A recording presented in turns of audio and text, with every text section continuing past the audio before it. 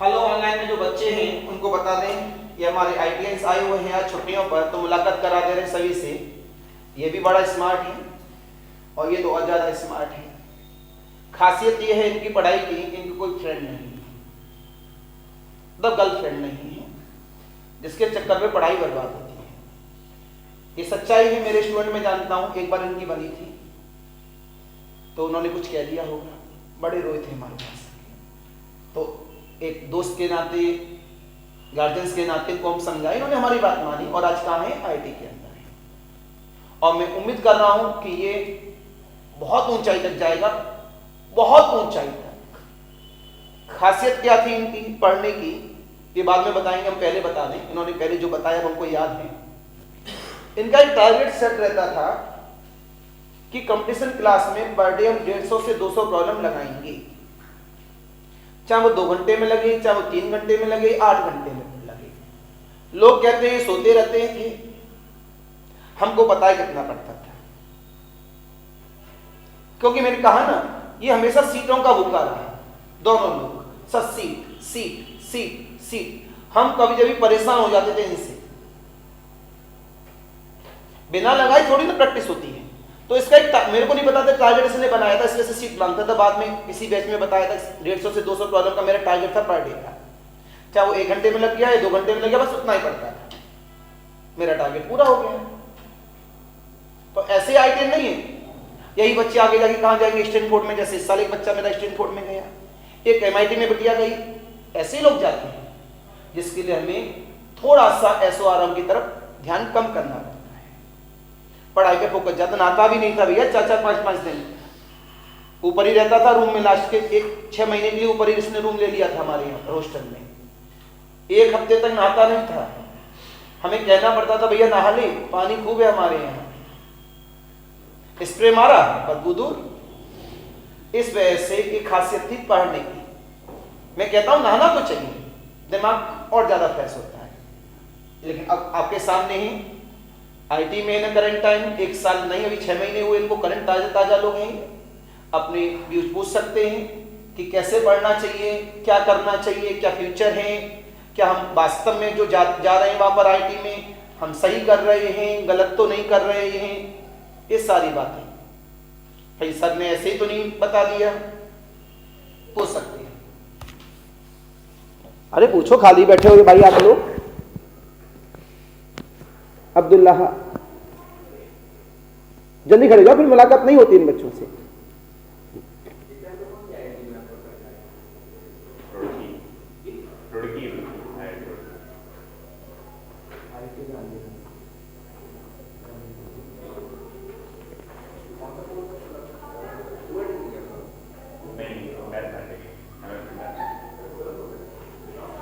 सोनी जो आया था उसने डुअल डिग्री लिया था। बात नहीं,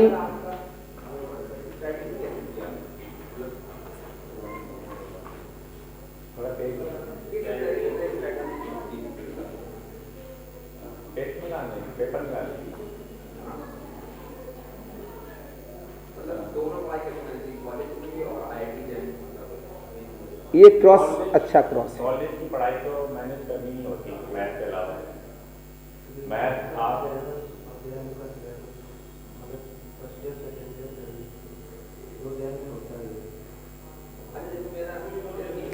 अब जब ये क्रॉस हुआ, ऑनलाइन वालों को भी बताता रहा हूँ कि भाई कॉलेज और कोचिंग की पढ़ाई कैसे मैनेज की गई। तो उधर हिमांशु ने बताया कि first year, second year, third year का जो सिलेबस मैथमेटिकल लाइन का होता है वो कहीं ना कहीं सिलेबस वही होता है, बस उसमें हाईली प्रॉब्लम्स की तरफ रुक कर जाते हैं। दूसरा क्रॉस किया अब्दुल्लाह ने, कैसे मैनेज किया। तो बच्चे ने अभी एक बात बताई कि कॉलेज का इतना प्रेशर नहीं होता है जो हम लोग अपने ऊपर बना देते हैं, उतना प्रेशर नहीं होता। पूरी बात नहीं बताई बच्चे ने। तो हम लोग वहाँ हाई तौबा ज़्यादा मचा के रखते हैं, जबकि कॉलेजों में उससे मैनेज किया जा सकता है। प्रैक्टिकल के लिए थोड़ा बहुत जाते रहिए, बाकी टीचर भी जानते हैं जब आप फाइनल सेम में मतलब 5th और 6th में आ जाते हैं तो वहाँ टीचर भी उतना प्रेशर नहीं देते हैं। जैसे MSc में तो आप PPN में भी देखो बिल्कुल प्रेशर नहीं देते। आपकी तो सिस्टर पढ़ रही है MSc में, PPN में ही है ना, तो चलो वहाँ की कोई बात नहीं, पीपीएन की अगर मैं बताऊँ वहाँ बिल्कुल भी प्रेशर नहीं देते 1% भी।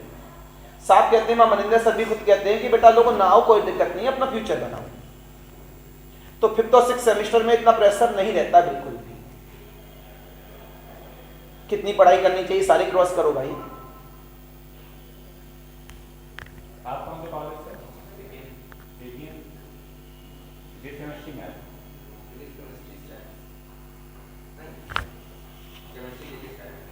अच्छा अच्छा, फिजिक्स में।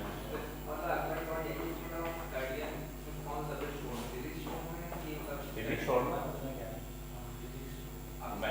है? मैंने की तो नहीं थी, लेकिन करनी चाहिए थी। स्टेट्स तो कर लो, अच्छी चीज़ है, आगे फायदा रहेगा स्टेट्स करना बहुत ज़्यादा। स्टेट्स वालों को बहुत फायदा होता है।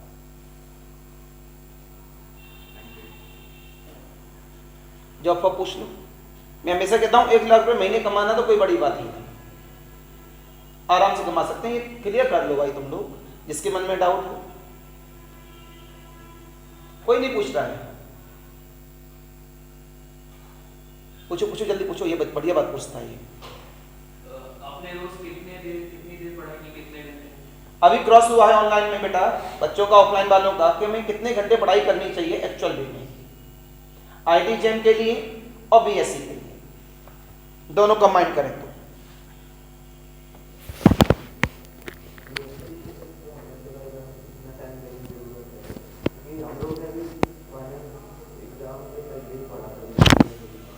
एक जवाब आया, बहुत धीमे बोल रहा है बच्चा, तो मैं उसका जवाब बता रहा हूँ। बच्चे ने बोला कि जब हमारा फाइनल था, मतलब 5वां और 6वां सेमेस्टर दोनों मिला के, तो बच्चे ने बोला कि हमने वो केवल पेपर के बाद ही पढ़ाई की, उसकी कोचिंग जरूर ली हमने, लेकिन पढ़ाई कब की, क्लास लेते रहे। उसके बाद हमने घर पे न के बराबर पढ़ा, और लास्ट टाइम में 1 महीने के अंदर पूरा बीएससी हमने मैनेज कर लिया। तो बीएससी इतना प्रेशर नहीं बनाती है, बस अगर रेगुलर हमारे नोट्स हमारे पास रेडी हैं तो हम लास्ट के 15 दिनों में थोड़ा अच्छा फोकस कर हम लोग अपने एग्जाम को अच्छी परसेंटेज के साथ बना सकते हैं। कितना परसेंट है आपका हिमांशु? 76% परसेंट की बात कर रहा हूं, बिकॉज ये ईयरली वाली है। जब ईयरली में परसेंटेज कम बनती है और सेमेस्टर में परसेंटेज ज्यादा बनती है। आपका ओवरऑल लमसम इनका भी 76 है। तो मैंने क्या बोला, एक तरह से सेमेस्टर में अगर ये है तो 86 है, सेमेस्टर में हमेशा 10-15% ज्यादा ही बनी है, ईयरली में कम बनती थी हमेशा।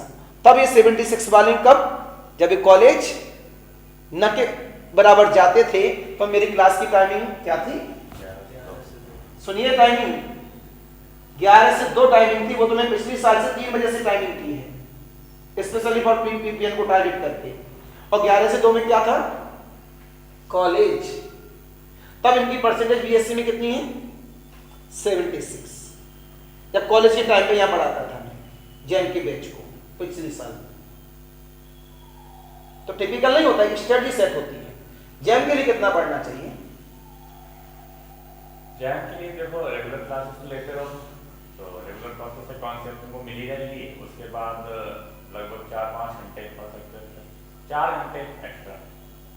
बाकी अगर नहीं पढ़ पा रहे तो धीरे धीरे रूटीन बनाओ, 1 घंटे 2 घंटे बढ़ा लो धीरे धीरे। मैक्सिमम 4 घंटे अगर आप पढ़ते हैं तो आप टॉप 50 बना सकते हैं।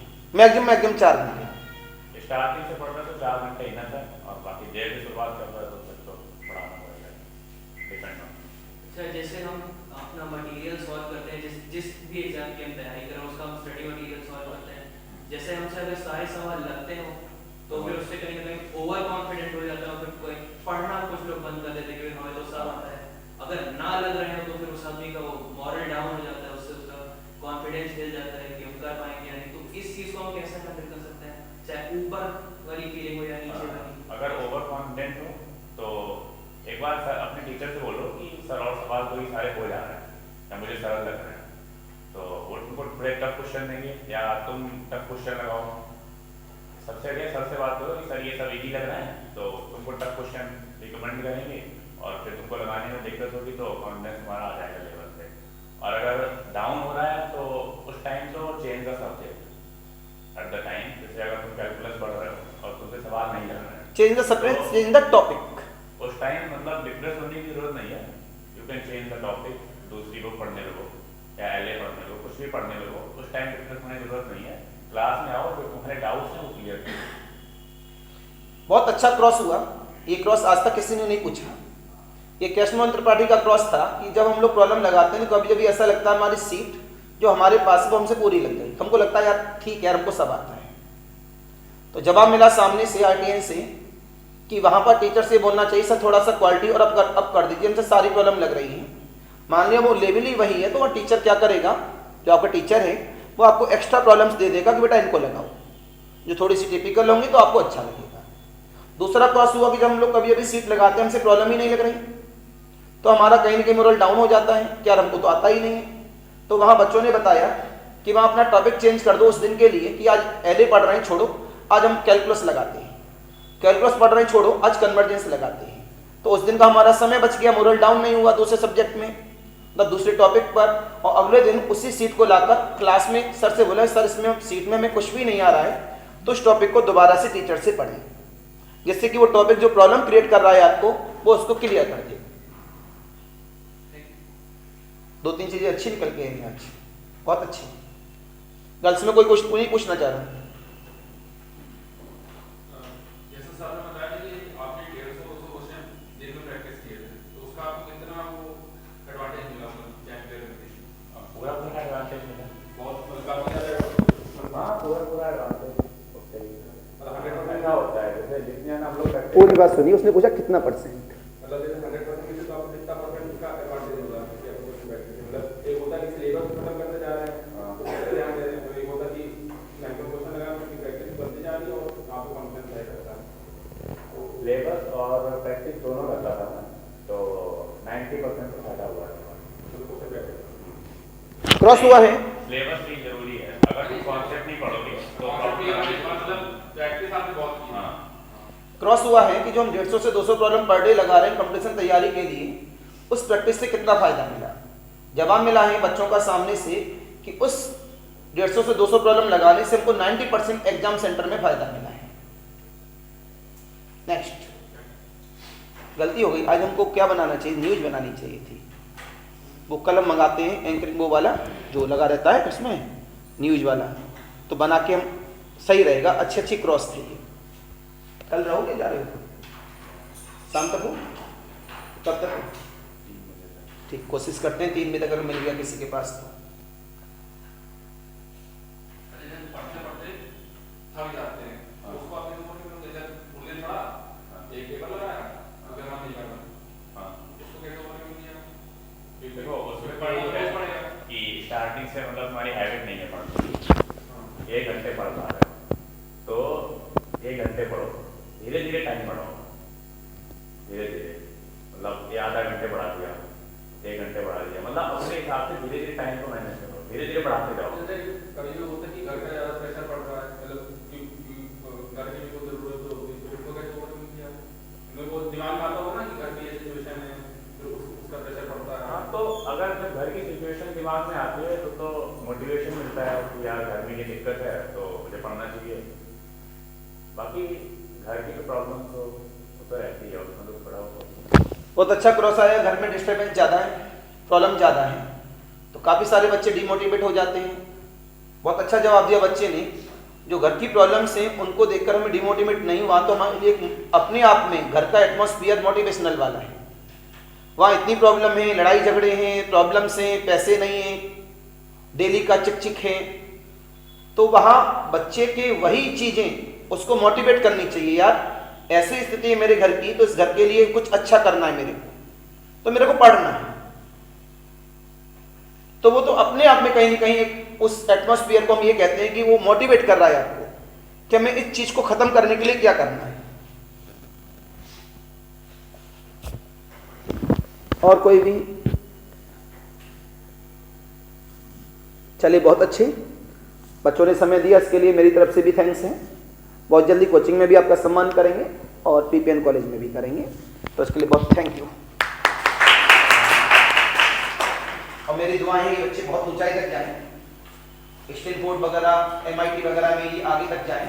मैं नहीं चाहता कि ये नौकरी के भरोसे रहें, क्योंकि नौकरी तो इन बच्चों को मिल ही जाएगी। क्या टेंशन लेते हो यार अब्दुल्ला? प्रैक्टिकल उसके लिए एक बस मेरी मीटिंग आपकी प्रिंसिपल से होनी थी बहुत जल्दी। पीपीएन में मेरी बहुत जल्दी मीटिंग लगने वाली है आपके प्रिंसिपल से। जिस दिन मेरी प्रिंसिपल से मीटिंग होगी मैं इस बात को उनके सामने रखूंगा। सेमिनार के लिए उनसे मेरी मीटिंग होने वाली है।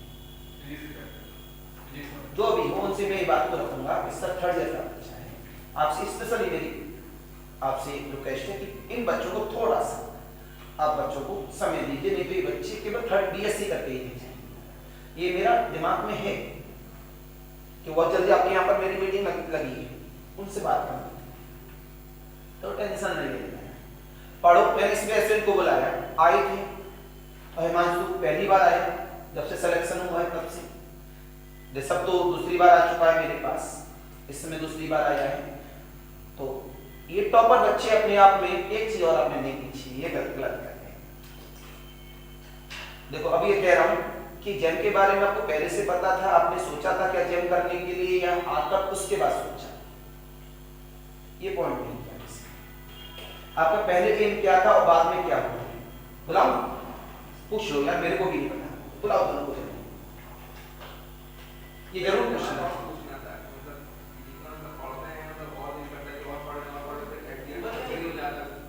सुमित भैया से पूछो कहाँ? सुमित दोनों कहाँ हैं? ऋषभ और एक कहाँ है? बुला के लाओ, तेजी से दौड़ के जाओ यार।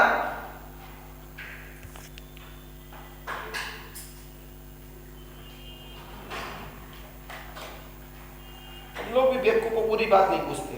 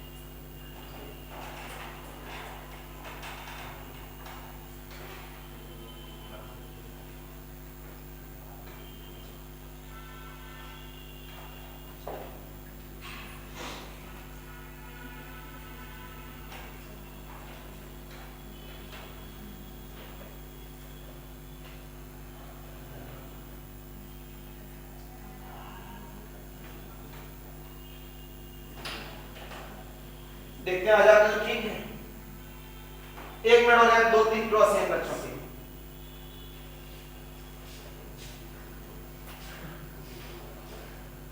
दो तीन क्रॉस और आए ऑफलाइन वालों के, उनको आप लोग भी सुन लो कि तुम लोगों ने बता दिया 3 में निकल जाओगे। ये बच्चे बोले सर एक बार और बुला दो, 1-2 क्रॉस और बच नहीं। 2 लोगों से हमेशा एडवाइस लेनी चाहिए, जो सक्सेस हुआ और जो नहीं हुआ। वो बताएगा क्या कमी रह गई और ये बताएगा क्या अच्छा किया।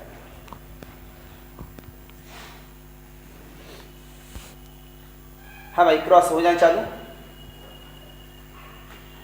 पूछो पूछो, कृष्ण मोहन त्रिपाठी पूछो आप ही।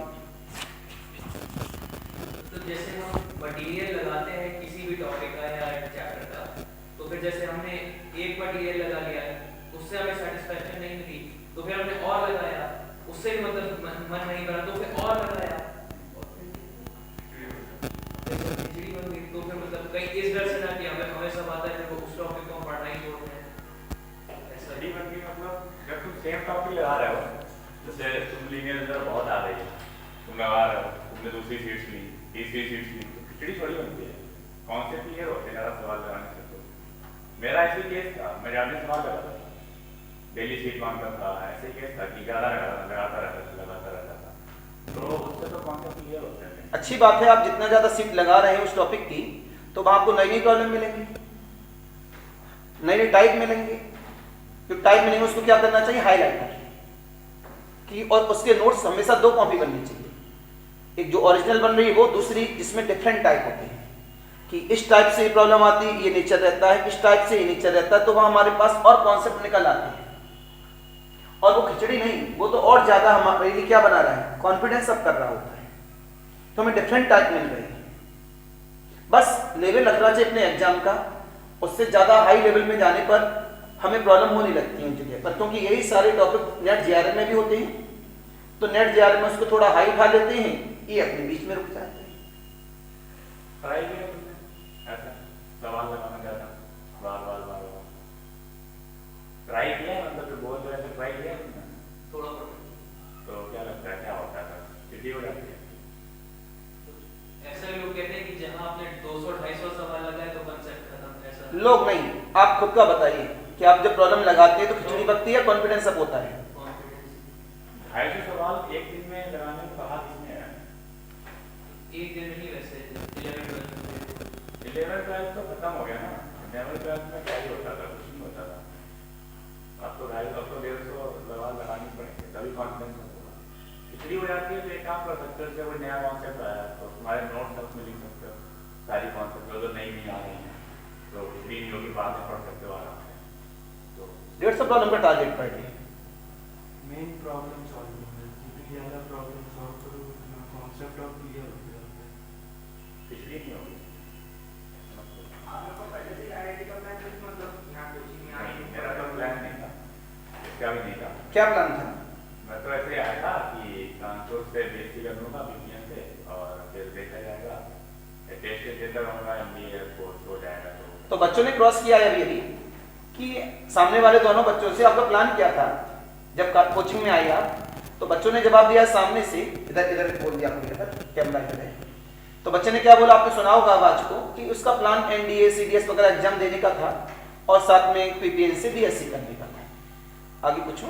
कभी यूपीएससी और मतलब एसएससी या पीओ वगैरह का ख्याल आता था दिमाग में कि आईआईटी से, मतलब अगर आईआईटी सक्सेस नहीं हो पाए तो मतलब पार्ट बी, मतलब आपका प्लान भी क्या रहेगा, कैसे मैनेज करेंगे क्या चीज़, क्योंकि कोचिंग के सामने एक सामने है, तो क्या दिमाग सामने वाली कोचिंग तो बहुत अच्छी है नहीं, बोर्ड लगा हुआ है। देखो मतलब मेरा टेस्ट ये था कि मतलब मेरा पहले से क्लियर नहीं था कि मुझे क्या करना है, केवल मतलब बीएससी करने आया था। और फिर ये यूपीएससी में तो मैंने सोचा ही नहीं था कभी, यूपीएससी एसएससी बस ये सोचा था कि टेस्ट दे दिया करूँगा, एयरफोर्स वगैरह डिफेंस में हो जाएगा तो ठीक है। मतलब यूपीएससी की मेरी तो कोई थिंकिंग नहीं थी। अब ये डाउट आप पूछो, आप बताओ अपना, आपकी क्या थिंकिंग थी? सेम है कि मतलब इसके लिए बाहर कोई प्लान नहीं था, प्लान भी नहीं था, मतलब या जैम का भी प्लान यहाँ पे ही बना था।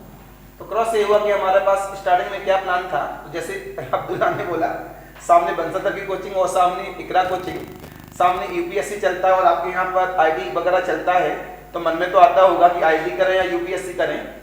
तो बच्चे ने बोला कि सामने वाली कोचिंग इतनी अच्छी नहीं हो, तो secondary point. In present time ये पॉइंट आया कि हमारे पास कि इनका मन क्या था, एनडीए सीडीएस वगैरह का, यहाँ कोचिंग में आई। जैसे मैं हर बच्चे को बताता हूँ वैसे मैंने इन लोगों को भी बताया कि भैया आप आईटी जम कर लो, अच्छा फ्यूचर है, इसमें आप जाएंगे, सक्सेस करा दूंगा अगर ईमानदार रहेंगे। कि सब जरूर जोड़ता हूँ, अगर आप ईमानदार रहेंगे तो मैं सक्सेस करा दूंगा। आईटी कोई सी भी मिले वो अलग बात, लेकिन मैं सक्सेस करा दूंगा। क्योंकि आईटी जम का एग्जाम क्वालिफाई करना कैसा है, आसान है, टिपिकल है? अगर अच्छे से पढ़ते हो तो हो जाएगा। तो आईटी जेम का पेपर निकालना बहुत टिपिकल नहीं है। एको इंटू आईटी जेई, एको इंटू गेट, इन दोनों के कंपेयरिंग में आईटी जेम का एग्जाम बहुत आसान होता है, उन दोनों के कंपेयरिंग में। और ये राइट है।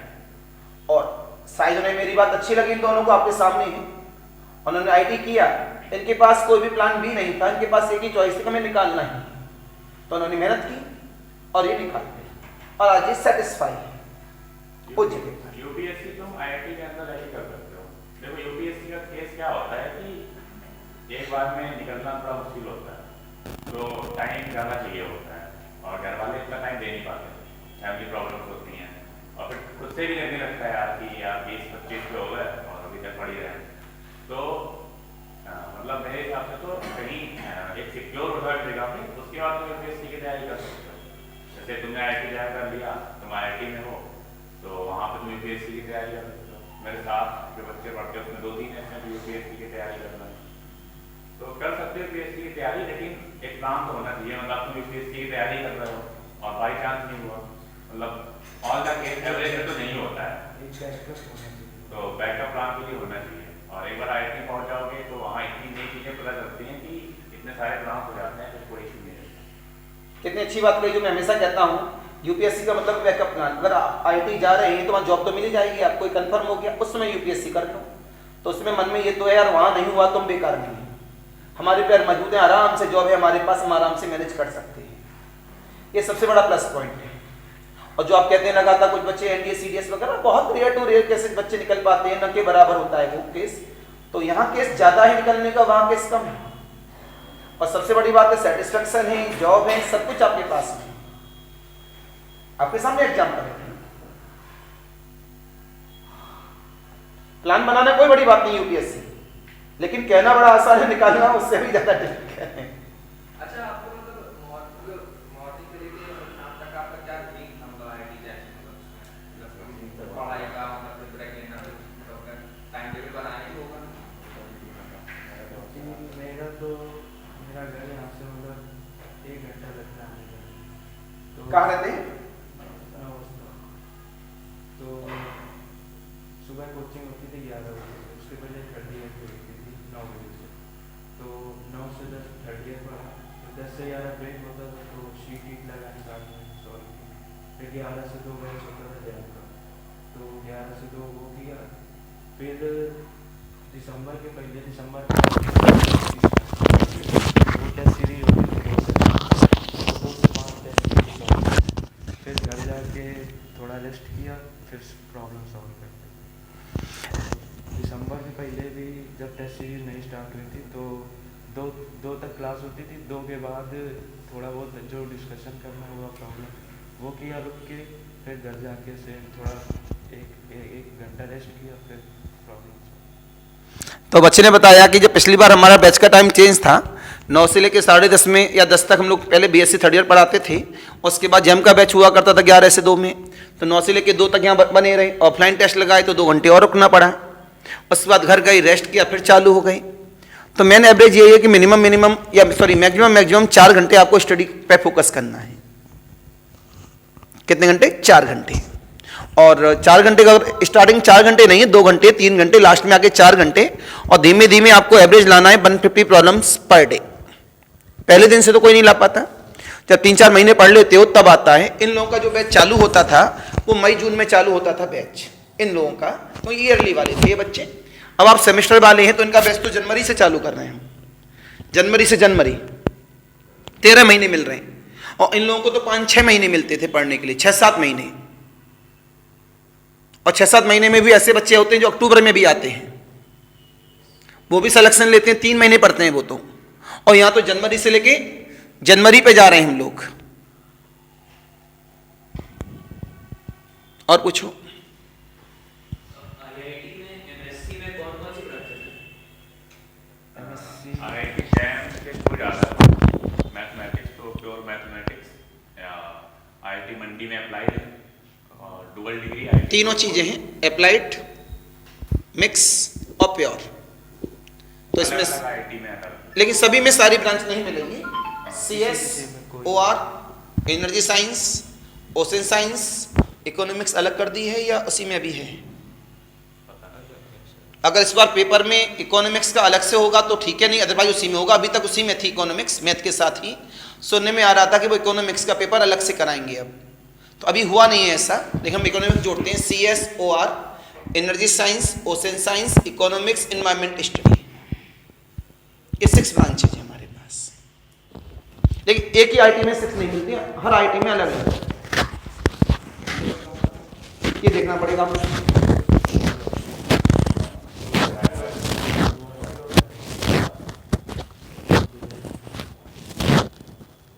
उसमें हम निकाल के दे देंगे कहाँ कहाँ पर कौन कौन सी ब्रांचेज है। गुवाहाटी में धनबाद में है मैथमेटिक्स एंड कंप्यूटिंग। गुवाहाटी में तो प्रैक्टिस अच्छा है, 50-60% तो वहाँ रहता है, बाकी वहाँ मैंने थोड़ा चेंज कर दिया। तो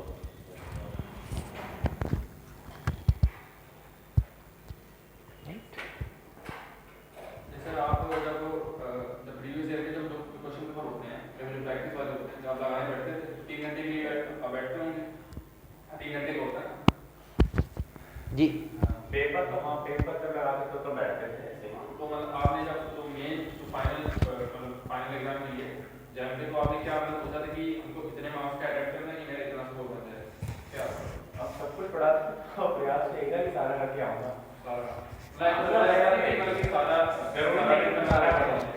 एक बार पूछ तो लो कितने घंटे पेपर किया।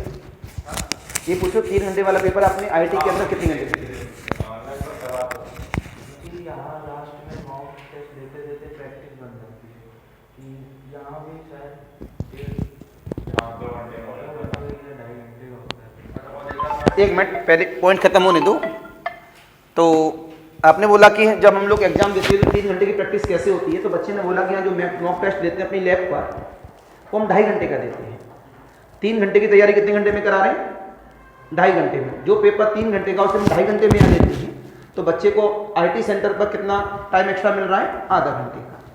और बच्चे बता रहे हैं जो 2.5 घंटे वाला टेस्ट पेपर हम अपनी लैब पर लेते हैं, ditto same pattern of the IIT, same वही थीम वहाँ होती है जो हमारे पास है, और उसी से ये बच्चे 2 सवा 2 घंटे में पेपर कर लेते थे। पहला पॉइंट। फिर क्रॉस हुआ कि बच्चे ने का जो आईटी में पेपर 3 घंटे का होता है आईटी कैंपस में, मतलब आईटी वाला जो पेपर हाथीपुर पड़ा था सेंटर, उसने कितने घंटे में किया? जवाब मिल रहा है सवा 2 घंटे में। बहुत ही कम बच्चे ऐसे मिलेंगे जो ये कहेंगे कि हमने 3 घंटे वाला आईटी का पेपर सवा 2 घंटे में किया। 99% लोग ये कहेंगे 3 घंटा पूरा लग गया। कोई ये नहीं कहेगा सवा 2 घंटे में, कोई ये नहीं कहेगा 2.5 घंटे में। ये जो कहेगा उसका सिलेक्शन नहीं हुआ होगा, तो उसको आता नहीं होगा। इस बच्चे का सिलेक्शन भी है, उसका रीजन है रेगुलरिटी, प्रैक्टिस अच्छी थी, इस वजह से वो सवा 2 घंटे में पटक के फेंक दिया उसको। आपने कितनी देर में किया? 2 घंटे से ओनली प्रैक्टिस। मतलब जो एक होता है ना टारगेट कि हमको कितने मार्क्स का अटेम्प्ट करना है कि मेरा इतना स्कोर बन जाए। ये स्ट्रेटजी आप कभी भी पहले सेट नहीं कर सकते। वो तो पेपर में पेपर बहुत आसान होता है, जब आप पेपर देने बैठते हैं तो पता लग जाता है कि पेपर ने मूव किया है या थोड़ा आसान डाला है। आसान है तो हम लोग सोचते हैं यार 100 नंबर में से लमसम 60 नंबर 70 नंबर, 70 नंबर से हम कम सोचने के लिए नहीं कहते बच्चों से। होने को तो 30 नंबर भी आते हैं, 35 नंबर भी आते हैं, 40 नंबर भी आते हैं, उन पे भी सिलेक्शन होते हैं बच्चों के, लेकिन हम सोचेंगे ज़्यादा। पेपर बहुत टिपिकल है, बहुत टिपिकल, तो सभी के लिए है, तो आप 50 नंबर 40 नंबर भी सोच सकते हैं। जब मॉक टेस्ट हो गए ये सब जनवरी दिसंबर में होते हैं, तब तुमको आइडिया लग जाएगा कि पेपर देख के कैसे स्ट्रेटजी करनी है। तब तुम 50 साल पेपर लगाओगे तो तुमको धीरे धीरे अपने आप आइडिया होने लगेगा कि यार ये क्वेश्चन पहले करने हैं, तो कठिन पेपर है तो कैसे करना है, इजी है तो कैसे करना है। सारे टाइप के पेपर मिलेंगे तुम्हें, सब मतलब ऐसा कराएंगे कि इजी भी होगा, हार्ड भी होगा, मीडियम भी होगा, तुमको आइडिया हो जाएगा कि पेपर में कैसे करना है। बाकी वही नॉट नहीं होती है थ्योरेटिकल क्वेश्चन, थ्योरी होती है प्योर, वो एक आधा मिल सकते हैं एग्जाम में, बाकी तो नहीं होती। लेकिन बेटा 10-12 प्रॉब्लम एज इट इज फंसाते हैं सीखने से। हाँ इस बार जैसे आपने अभी ये वर्क कर दिया, आपने मतलब पहले से शुरू कर दिया कि हमको अपना एक पेपर लगाना है, तो आप रोड लगा रहे हैं, 10-15 लगा दिए, लेकिन आपका स्कोर नहीं बढ़ रहा, मतलब आपका वही 40-35-40 नंबर बढ़ नहीं, तो आपका डाउन होता है। मतलब पेपर लगाने का मेन फोकस यही है कि हमें ये पता चले कि हमारी कमी है। जैसे हमने पेपर लगाया तो हमको पता चल जाएगा कि ये वाला पार्ट हमसे नहीं हो रहा, हमसे ये अलजेब्रा नहीं हो रही, हमसे ये नहीं हो या रहा, किस पार्ट पे हम ज़्यादा टाइम दे रहे हैं, सेक्शन ए पे दे रहे हैं टाइम। तो उससे तुम फिर पेपर देने के बाद सेट कर सकते हो अपने हमसे जो नहीं आ रहा वो पढ़ सकते हो, शेयर कर सकते हो। केवल पेपर नहीं लेना होता उस टाइम, आ जाओ। तो उस हिसाब से तुम set हेलो। कर सकते हो। जो नहीं आ रहा वो पढ़ते हो, इसीलिए पेपर दे ताकि डाउट क्लियर हो।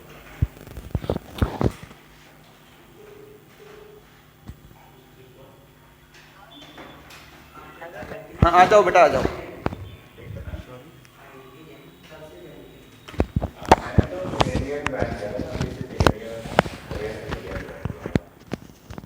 दो बच्चे सामने हैं, एक ने सेकंड ईयर में ज्वाइन किया और एक ने थर्ड ईयर में ज्वाइन किया।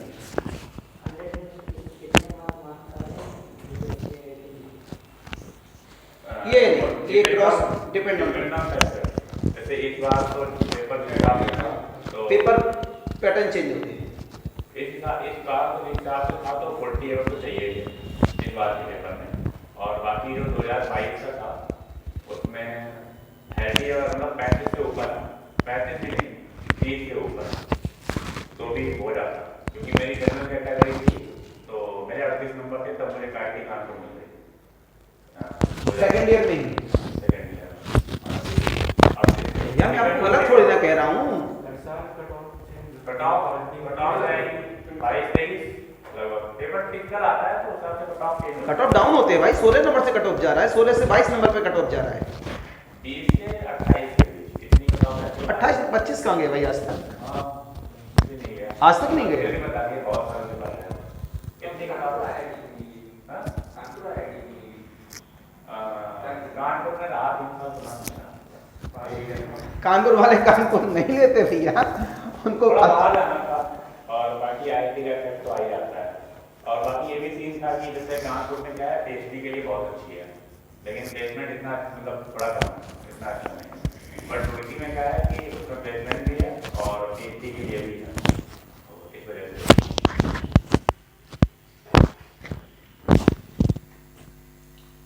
तो भाई बच्चे लोगों को काफ़ी देर बातें हो गई, तो ये आपके मोटिवेशनल के लिए है कि जो बातें कहीं उनसे ज़्यादा अच्छी बातें सामने थी। मैं कम बताता हूँ, वो ज़्यादा बता रहे हैं। अच्छा, आज के लिए नमस्कार, बाय बाय। पूछना कुछ और? हाँ, मैं के लिए पूछना तो पूछ लो।